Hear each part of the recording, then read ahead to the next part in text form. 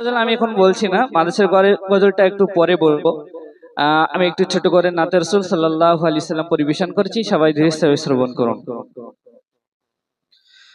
बोलो Medina Medina Medina, बोलो Medina Medina Medina, बोलो मदीना मदीना मदीना, बोलो मदीना मदीना मदीना, बोलो मदीना मदीना मदीना, बोलो मदीना मदीना मदीना।